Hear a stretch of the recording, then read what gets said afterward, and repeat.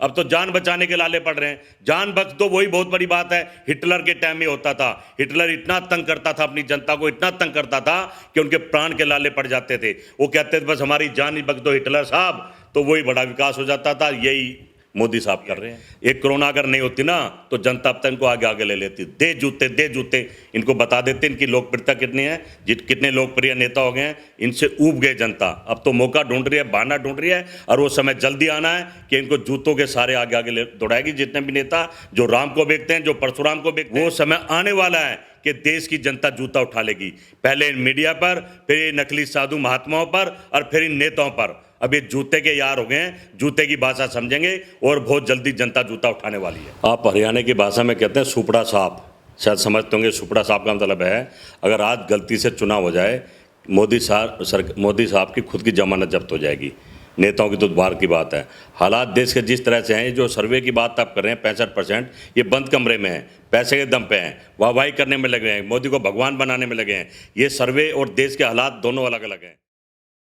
क्या है और लोकप्रियता की बात की जा रही है, जिसमें डेटा ये निकाला गया है कि मोदी जी का जो पसंदीदा अभी जो चेहरा बने हुए सबसे नंबर 1 पे मोदी जी आ रहे हैं, जिसको 65% से भी ज्यादा लोग पसंद कर रहे हैं। अब कहा यह जा रहा है कि अगर चुनाव होता है इस दौरान में तो मोदी जी फिर से प्रधानमंत्री बन सकते हैं। तो उनकी लोकप्रियता को लेकर आप क्या कहना चाहते हैं? आप हरियाणा की भाषा में कहते हैं सुपड़ा साहब, शायद समझते होंगे। सुपड़ा साहब का मतलब है अगर आज गलती से चुनाव हो जाए, मोदी साहब की खुद की जमानत जब्त हो जाएगी। नेताओं की तो बाहर की बात है।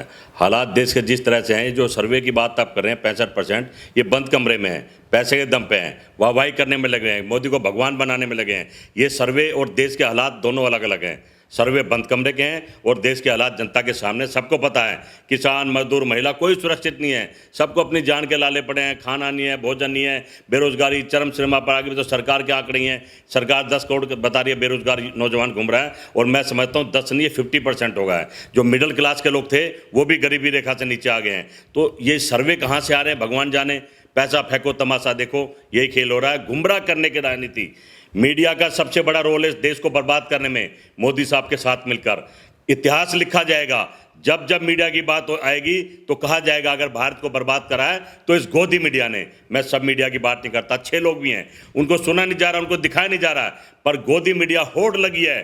मोदी को भगवान बनाने में रामचंद्र बना दिया। अब तो रामचंद्र का कद छोटा और मोदी का कद बड़ा कर दिया। मैं समझता हूँ ये देश में हो रहा है। अब जगदीश शर्मा जी, अब ये भी सवाल उठ रहा है, मोदी जी ये कह रहे हैं कि जो देश में जब जनता विकास के नाम पर भी क्वेश्चन पूछ रही है सरकार से, और खुद विपक्ष भी विकास के नाम पर जब सवाल पूछ रहा है, तो मोदी जी ने अब ये कहना शुरू कर दिया है कि विकास होगा, लेकिन जब तक नियंत्रण, जब जो जनसंख्या नियंत्रण है वो विस्फोट हो रहा है, जब तक वो कंट्रोल में नहीं होगा तब तक विकास नहीं हो सकता है। देखिए, विकास की आपने बात करी, विकास हुआ, खूब हुआ, पूरे देश ने देखा। उत्तर प्रदेश में विकास हुआ, इनकाउंटर हुआ विकास का, वो विकास ही था। इनके समय में ऐसे ही विकास होंगे। और मैं समझता हूँ ये कोई ना कोई नया प्रोपेगेंडा ऐसा ले आते हैं, देश को उलझाते हैं, देश की जनता को उलझाते हैं।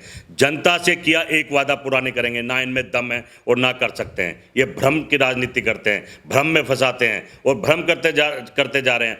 आज देश के हालात ऐसे हैं, वो समय आने वाला है कि देश की जनता जूता उठा लेगी। पहले इन मीडिया पर, फिर ये नकली साधु महात्माओं पर, और फिर इन नेताओं पर। अब ये जूते के यार हो गए हैं, जूते की भाषा समझेंगे और बहुत जल्दी जनता जूता उठाने वाली है। अब सवाल सब ये भी उठ रहा है कि इस समय सर्वे करने का क्या तात्पर्य होता है, क्योंकि अभी देखा ये जा रहा है कि बिहार में इलेक्शन भी है और उसके बाद से वेस्ट बंगाल में भी है, हालांकि अभी दूर है, लेकिन जब इस समय पे आंकड़ा दिखाया जा रहा है, इसका क्या मतलब है? देखिए, सर्वे का एक जाल है। सर्वे क्यों हो रहा, आपने कहा, बहुत अच्छा सवाल करा, जवाब भी देना चाहिए।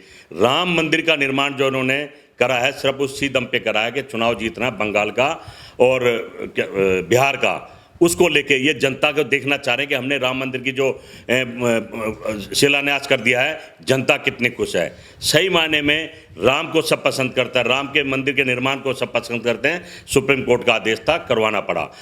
और ये लोग कभी नहीं चाहेंगे कि देश में शांति हो, भाईचारा हो, प्रेम बढ़े, रोजगार मिले, क्योंकि फिर इनके पास काम क्या रह जाएगा। ये तो चाहते हैं जनता को त्राही करें, भीख मंगवाएं, रोडों पर डुलवाएं और अपने पीछे लगा के रखें। बस इनका यही उद्देश्य है, देश के लिए कोई काम नहीं करें। देश के हालात बहुत गंभीर हो गए हैं। तो सर, आपको क्या लग रहा है कि जो जनसंख्या जो विस्फोट हो रहा है, वो देश में जो विकास को बाधा बनता हुआ सामने आ रहा है, तो आपको क्या लग रहा है कि जनसंख्या को लेकर के बात की जानी चाहिए या फिर रोजगारी को लेकर के बात? जनसंख्या आज से थोड़ी बढ़ रही है। जनसंख्या तो भारत की कहाँ थी और कहाँ गई है, इशू नहीं है ये तो जनसंख्या इशू का तो बहाना ढूंढ रहे हैं। विकास की जो बात कर रहे हैं, विकास तो इन्होंने ख़त्म कर दिया है। विकास कैसे ख़त्म हुआ? हर चीज़ इन्होंने बेच दी है, हर चीज़ प्राइवेट कर रहे हैं, कोई काम धंधा रहा नहीं। विकास होता था सरकार से, सरकार के संस्थानों से, रेलवे से, जो बड़े बड़े हॉस्पिटल है वो बनाने से, बड़े बड़े रोड बनाने से। ये तो प्राइवेट कर दिए हैं, विकास कहाँ से होगा? ये तो जितना पैसा लगाएंगे उससे 10 गुना कमाएंगे। अब तो धंधा हो रहा, धंधा बोलते हैं इसको देश में, विकास नहीं बोलते। विकास इनके बस की बात नहीं है। जो भारत सरकार में, भारत में विकास हुआ था, जो कांग्रेस पार्टी ने 70 साल में विकास करा था, वो सब कुछ उन्हें एक एक करके बेच रहे हैं। यही कारण है कि ये विकास नहीं कर सकते, विकास को बेच सकते हैं जो ये काम कर रहे हैं। अब सर, उत्तर प्रदेश में राम वर्सेस परशुराम की एक ट्रेंडिंग चलाई जा रही है। अब ये कहा जा रहा है, उत्तर प्रदेश के जो पूर्व मुख्यमंत्री अखिलेश जी रहे हैं, उन्होंने ये कहा है कि अगर हमारी सरकार में सत्ता आती है सन 2022 में, तो हम भगवान परशुराम की मूर्ति बनाएंगे। और वहीं माननीय मायावती जो है वो ये कहते हुए सामने आ रही है कि अगर हमारी सत्ता आती है तो हम अखिलेश से भी ज्यादा मूर्तियां लगवाएंगे परशुराम भगवान की। तो ये किस तरीके से राम भगवान और वर्सेस परशुराम भगवान की क्या मतलब दिखाने के लिए क्या बताना चाह रहे हैं जनता को? आखिर क्या आपको लग नहीं रहा है कि सिर्फ भगवान के नाम पे वोट मांगने की कोशिश की जा रही है या फिर जनता को सिर्फ गुमराह करने का किया जा रहा है? देखिए, अभी तक तो भारतीय जनता पार्टी और बाकी जो भी दल हैं देश के लोगों को लड़वा रहे थे, हिंदू मुसलमान को लड़वा रहे थे, सिख ईसाई को लड़वा रहे थे। अब यहाँ से इनको लग रहा है कि लोग समझ गए इनकी राजनीति को, अब ये भगवानों पर आ गए हैं। अब राम परशुराम को लड़वाएंगे, हनुमान से किसी और को लड़वाएंगे। इनका धंधा है, इनका धंधा है लड़ाई का। लड़वाते रहेंगे और सत्ता की रोटी सेकते रहेंगे, सत्ता पाते रहेंगे। पर देश की जनता को समझना पड़ेगा। पर देश की जनता भी क्या करे, लाचार है, मजबूर है, क्योंकि ये ईवीएम की सरकार है। ईवीएम की सरकार जब तक रहेगी तो जनता भी लाचार रहेगी, डरी रहेगी और घबराई रहेगी, मरी मरी रहेगी, काम धंधा रहेगा नहीं। अब तो जान बचाने के लाले पड़ रहे हैं। जान बच तो वही बहुत बड़ी बात है। हिटलर के टाइम में होता था, हिटलर इतना तंग करता था अपनी जनता को, इतना तंग करता था कि उनके प्राण के लाले पड़ जाते थे। वो कहते थे बस हमारी जान ही बच दो हिटलर साहब, तो वही बड़ा विकास हो जाता था। यही मोदी साहब कर रहे हैं।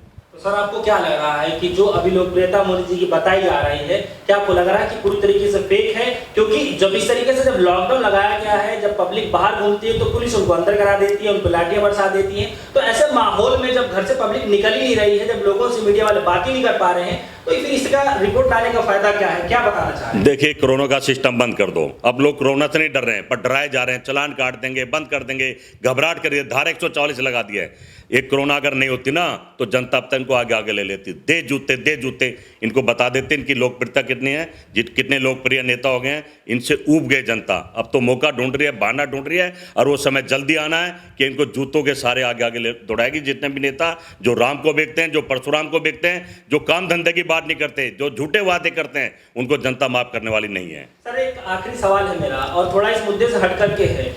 जब पुलवामा में हमला हुआ था उसके बाद से पाकिस्तान के ऊपर ये स्ट्राइक किया गया, लेकिन जब लद्दाख में किया गया जिसमें हमारे 15 जो जवान हैं वो शहीद हो गए, उसको देखते हुए चीन पर अभी तो कोई एयर स्ट्राइक नहीं किया गया, नहीं भारत सरकार इसको लेकर कुछ सोच रही है। और कहीं तरीके से देखा ये भी जा रहा है कि मोदी सरकार चीन के मुद्दे बात ही नहीं करना चाहती है। तो ये क्या दर्शाता? देखिए, एक तो आपने कहा 15 जवान, 15 नहीं 20 है जहाँ तक कि मुझे पता है, और 56 इंच का सीना यहाँ आकर सिर्फ 26 इंच का सीना बन गया है।